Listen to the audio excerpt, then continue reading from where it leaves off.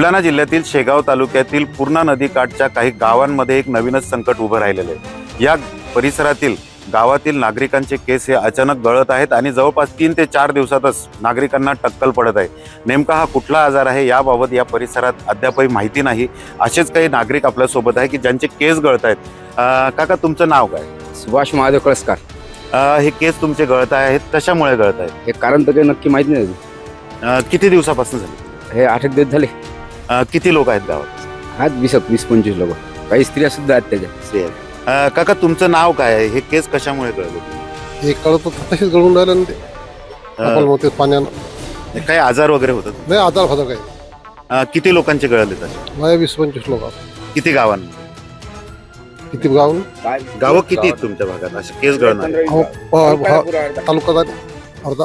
हे पाण्यामुळे उघडून राहिले हे आम्ही डॉक्टर लोक आले होते? नाही. आलते गावात आलते. काय सांगितलं? त्यानं सांगितलं बा, काही सांगितलं नाही की बा, काही म्हणतात शेंगाईन झालं, काही म्हणतात काही पाण्यानं झालं. अजून त्याच्यावर शहरात किती लोकांना? 2 जण झाले आमच्याकडे. किती दिवसापासून? तरी समजा 15-20 दिवस झाले. गेल्या 10 दिवसापासून बोंडगाव येथे केस गळतीचं प्रमाण चालू आहे आणि त्याची तीव्रता एवढी आहे की एका घरामध्ये जर एक पेशंट निघलं तर तिथं दुसरं तिसरं असं करून ते 4 ते 5 दिवसामध्ये पूर्ण टक्कल होत आहे.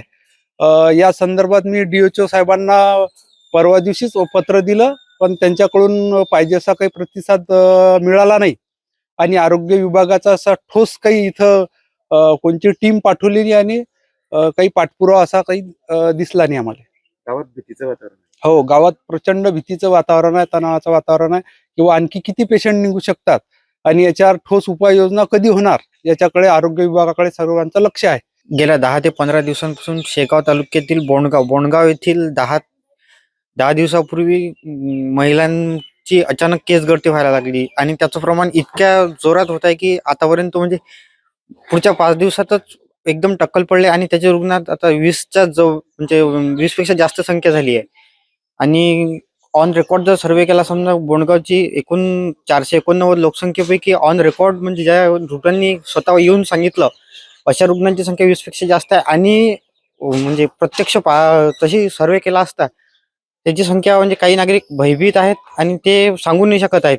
त्यांच्यामध्ये भीतीचं वातावरण आहे आणि आरोग्य विभाग याच्यावरती तात्पुरता सर्वे करून याची म्हणजे पाण्याचा नमुना तपासतो किंवा केसांचा नमुना तपासायला पाठवला, पण आतापर्यंत कुठलीही ठोस कार्यवाही झालेली दिसत नाही आहे. नक्कीच आपण बघू शकतोय की या परिसरात नागरिकांचे केस अचानक गळायला लागलेले आहेत आणि त्यामुळे त्यांना टक्कल पडत आहे। मात्र हा आजार कोणता आहे किंवा ही कोणत्या परिस्थितीमुळे गळत आहे याची परिस्थिती अद्यापही आरोग्य विभागाच्या लक्षात आलेली नाही आणि त्यामुळे या परिसरात आता भीतीचं वातावरण पसरलं आहे। कॅमेरामन शांतारामसह doctor Sanjay Mahajan, ABP Majha, Buldhana. ABP माझा, उघडा डोळे बघा नीट।